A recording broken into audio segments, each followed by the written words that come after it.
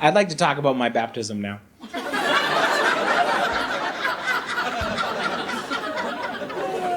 That's my favorite line in my show because it makes everyone uncomfortable.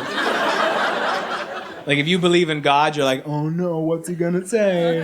And if you don't believe in God, you're like, oh no, what's he gonna say? I am pro-baptism, I'll tell you that right off the bat, but it's not gonna get weird, but I am gonna take an offering after the bit. So,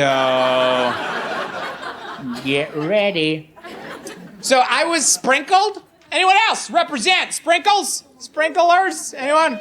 Wow, all right, nice, sweet. So I was sprinkled, and before you can get baptized, you have to give a testimony. Generally, unless it's like an accidental baptism, right? If you're walking by a lake and there's a pastor there and he trips you and then you're just, no speech required. But I gave my testimony to my pastors and they loved it. I'm a pretty good public speaker. But there was a line in my testimony that said this: I loved the Lord, I just needed a kick in the butt.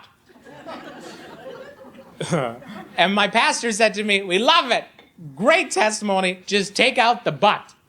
And then he emphasized the double T butt. Because he knew I was a moron, and if he didn't specify which one,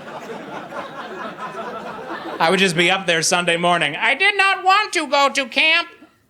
I did.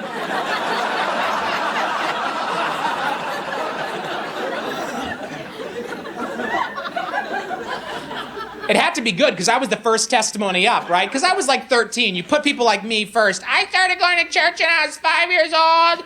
The hardest part of my life was when I really wanted to play soccer, but nobody picked me for soccer. And then God told me that he loved me even if I didn't play soccer. You're like, okay, that's great. Put him up first, right? And then there's the guy who's like, I've been doing drugs for 40 years. You're like, yeah. You put him at the end, he's your closer.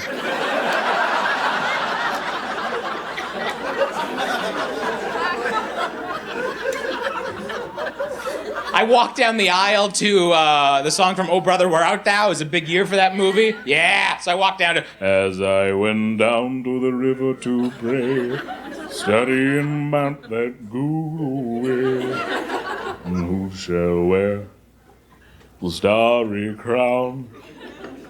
Good Lord. I'm speeding it up for the sake of the joke. I'm pretty sure my pastor slowed down the beats per minute, because heaven forbid there's a rhythm, then you're like, as I went down to the river to pray, studying about that good way. If you dance down the aisle at a Mennonite baptism, they don't let you get baptized. That's how that works. The dude in the pew with a hook, you're not ready, and he pulls you in.